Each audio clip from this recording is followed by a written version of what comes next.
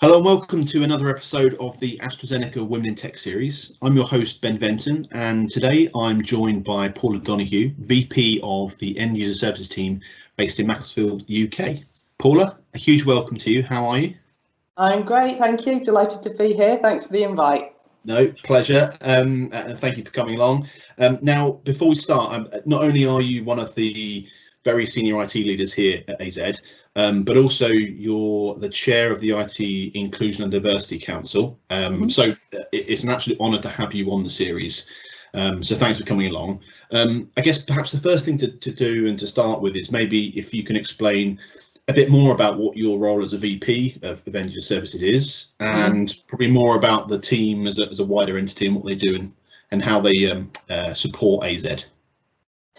Perfect. Yeah, so look after end user services, and that includes devices that our team use, collaboration services, conferencing, IT support, be it on the service desk, portal, etc. So all the contact channels of how you get support and help from an IT perspective. We also run IT operations, so we run the IT processes that support the business 24/7, 365 days a year. And also run the ServiceNow platform that supports that, as well as obviously IT, HR and finance as well. Also, just to add into the mix, we have project and programme delivery out of this group, and also quality management, which is a really important group for a pharmaceutical business. So very varied, a broad spectrum of services, but it's a really exciting place because ultimately it's about making sure our workforce and companies as effective as they can be. Yeah, and I might add here that as an employer of AZ, it's been the transition through the COVID times has been amazing. I can that's part down to the fact of your amazing team that have made it a seamless transition. So yeah, big well done. Now I imagine there are many great things about your role, and clearly it's a huge role. But if you had to pick one thing that's the most enjoyable aspect, what would it be?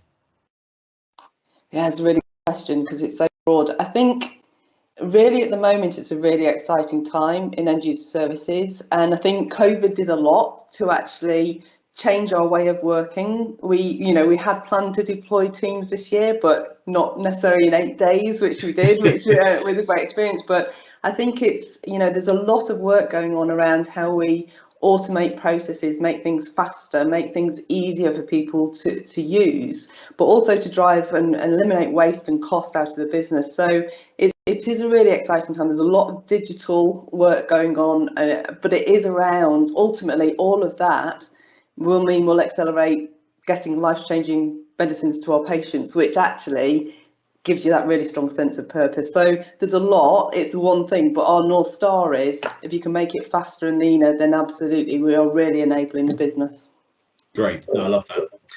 Now, there's no argument that there's been a kind of disproportionate number of women in tech across across IT, across the world for as long as it's been there. What's it like for you being a senior IT leader and ultimately a role model for so many, being in that kind of environment? It's really interesting because I look back and I never questioned that. I had some different careers interests and we can talk about it, but I never questioned that I couldn't go into IT. And actually, I did a master's, I did an economics and marketing degree and then did a master's in computer science, which was a true baptism of fire, going from a non-technical to a technical master's. But for me, there was probably about, I don't know, probably a quarter of the people were women on the course. But then it seemed to drop when I went into started my career. There was even less women in IT, and it's like, where have they gone to? Well, where have they all gone to? And I think it's really interesting that you'd hope now, if you look at the technology, the engineering courses, there's much greater representation. So you would hope that now people coming through, it's not, you don't even have to think that why not IT, because people are doing those courses. I think it was just all those years ago, which was quite a while ago now, it just wasn't a thing that excited people quite so much, I think. Yeah, no, I agree. And so you are a role model, whether you like it or not. But I suppose as a senior leader, people look up to you. Do you have any role models yourself? Lots of role models in the past, I guess, and I think it's where to pick. I think for me, role models, there's not just one role model. I think there's people internal in AstraZeneca that have real unique skills that you really admire and that you can learn from. And there's people, as someone I interviewed and recruited onto the grad scheme. We mentor each other, and it's really important because she brings such a great perspective and creativity and thinking. And actually, you know what, we'd never sat down and sat in a meeting room, we'd always do a walk and talk. So she was very much into, don't waste time, sitting around, let's get kind of multitask it, or we'll listen to a podcast in the car. So, really around that creative thinking. If I look internally, Pam Chengor looks after IT operations, IT and operations. She has such passion and drive, and how she communicates, engages with our workforce is phenomenal, because she exudes that authenticity and real drive to make improvements. So again, there's some real things that I kind of really appreciate in that. And then ultimately, I'd have to say, obviously, our CDIO, Cindy Hoots, not just because I report into her, but I think she's added a real dimension into how she engages in a very kind of unique way, different ways to really engage with our workforce, which is so important as we keep on this digital journey to kind of manage change effectively and take people with you. So it's been a really interesting how she's used technology in different ways of engagement there. That's great, and Cindy's been mentioned a couple of times on this series already. So, Cindy, if you are watching, then there's an episode all set up ready for you to come on it when you accept my request. That's brilliant. Thanks, Paula. So where did it all start for you then? So how did you get into tech, and what did you know growing up that you wanted to be in IT? Not at all. I think when first thing I ever wanted to do was to be a vet, and then I think because that was James Herriot on TV and it looked great working with animals, and then I realised that it wasn't quite so. You had to kind of sometimes make some tough decisions on whether you put them to sleep or not. So I did an economics and marketing degree and was really interested in marketing at the time, but I did a industrial placement with IBM in London in the HR department, but that really was that insight to realise that actually technology was a real growth area, and it was a really interesting time. So that's what really drove me to think, let's go and do a master's in computer science, which really, I guess, then took me on that journey within IT. But it was truly a baptism of fire, learning from not coding to suddenly I did a crash course for a month in the summer. To be then programming and with people who'd done computer science as their first degree as well. So it was a kind of not my favourite thing to do, programming, but I got through it. Oh wow! And did you know then from an early age that you wanted to be a leader, or did that just kind of evolve as kind of your career went on? Yeah, it's not evolved, I think, because it's interesting. You look back, I always enjoy kind of that delivery and delivery through people and with people, because I think it's so important. You think if you take yourself outside of the workplace, some of the things you do as a team, it's just really, and I used to play volleyball years ago. When your team's on it, because you just play right, you kind of almost sense the excitement and passion. And so for me, working with large teams, I get a lot from that, both from how you develop and grow as a team, but also what you can deliver as a team well. Because yes, you can deliver things on your own, but it's not as powerful as actually delivering with a team of people, and it's amazing what people can do. Brilliant.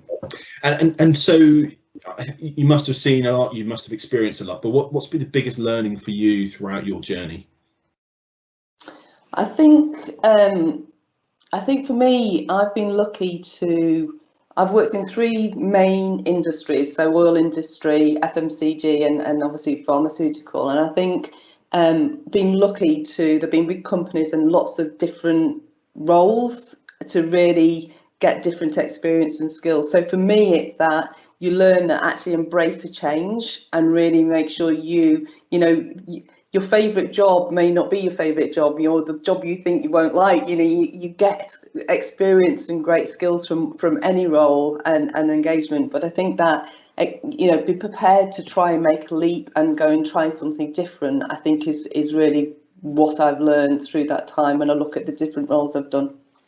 Great. No, I really agree with that. And what made you join AZ then? You mentioned that you've been in different industries. Yep. Yeah. What was the decision of you coming to AstraZeneca? But it's different. Well, at the time, it's interesting because there's a couple of people that I used to work with in my FMCG company and who were ill, very ill. And actually, there is a real working for a company that gives you a strong sense of purpose is very important to me. I like something you can see what we deliver or etc., which is with the FMCG company. But then working for a pharmaceutical company is so powerful because you do really feel you're making a difference and you see how science is actually changing people's lives. So for me, I never expected it to be as exciting as it is, if I'm being honest, because suddenly we've gone, in the time I've been at AstraZeneca, we've gone from being quite reserved in our technology to actually being totally leading edge and really harnessing those digital capabilities. But it was really about working for a company that can make a difference to people's lives, which obviously is what we're doing. Yeah, great. And how has AZ helped you with your career? Clearly, you've done very well, but how's the business kind of supported you through that journey? Yeah, I think lots of opportunities. This role has continued to grow. So I came in looking after some certain areas, and obviously we've got a really broad spectrum at the moment. And I think AstraZeneca's got you can grab now a virtual coffee. Before you could have grabbed a coffee, like say, can I grab a coffee and learn about whatever, or let's understand others' areas. And I think that open door and that real willingness to support and help, because we're such a big company, has been a way you've really understood and made some really good connections. And we have some really great courses, being leading self, leading people, leading business, that actually really help you connect with other people in the business in a virtual as well as pre-COVID physical way as well, because with courses actually meeting together. Great. So 2 questions here. What's the best piece of advice you've ever received, and following that, what advice would you give to other women interested in pursuing a career in IT? Oh, good question. I think the best advice, when I was talking to a friend I used to run with, and you're looking at your career and especially when moving companies or moving something that you actually like at the moment, you almost don't want to do it because the fear of making that leap and whether you'll like it or not, or whether you made the right decision. And we tend to sometimes overthink things. And I think the advice is, why not? What is the worst that could happen? And actually, whatever you think or you worry about, actually just embrace it and take that leap, because you learn a lot. And you have to push yourself to not be comfortable and to continue to kind of change and develop as you go through your career. And I guess the other question around advice, I think it's really interesting that my advice to people would be, never look at a role and think, I've only got 80% of the skills to do that role, and go, I'm not applying. Because actually, the role is not a perfect role if you're a perfect fit, because what are you going to learn? Okay, so I think for me, and I think this is a bit more of a female thing, we tend to look at this almost a checklist of skills that you need to have and say, I haven't got that, so therefore I can't. And I think, my advice is, you will be bored if you were a perfect match. So again, it's really looking at don't really challenge yourself from a kind of those core capabilities you need, because you do need some skills with that, but really look at, actually you can learn that, and how can I learn and develop and continue to there's lots of online learning, there's lots of things you can read, there's podcasts, there's so much opportunity. for you to develop more and to get those skills that are relevant in a way that you can continue to develop. Yeah, I completely agree. Really good advice. So coming towards the end of the questions now, and I'm going to ask you to put your inclusion and diversity hat on, and the other part of the role that you do. What do you see as the biggest challenges or stoppers to more women breaking into IT careers? I think if there are any, there might not be anymore. To be honest, I think the blockers sometimes, as we've just said, I think the limitations sometimes is those that we create in our heads, really. However, I do think we have almost a duty of care to make it real for people. So exactly what we're doing here, you know, making sure that people have an awareness of careers that are available. And to make it natural, it's a natural career choice. It shouldn't be it's something very technical, can't do that. So I think, you know, making it visible about the number of women that are in technology roles already and what they do is important, and actually being aware of the opportunities that exist by either these sessions, wider external engagements, to really make sure people can ask and understand more, I think is important. And I think, you know, for AstraZeneca it's so important because, again, from an inclusion and diversity perspective is there's no doubt, you know, if you go and look at studies or everything else, diversity of thought is just so important to drive creativity and innovation.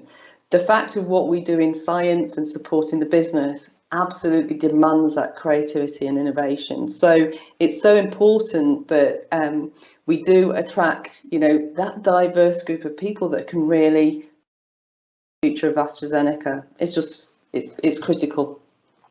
Fantastic. And your answer was so good that you actually answered my last question as well. so thanks very much. And also that brings me to the end of the episode. And it feels like it's gone past really quickly, but it's been an absolute pleasure. And Paul, I really appreciate your kind of contribution and coming on as well, because yeah, I know how busy you are. You've got a huge team. And given we're still, we're still within kind of the COVID pandemic, and for the UK in lockdown 2.0, your team are doing a job.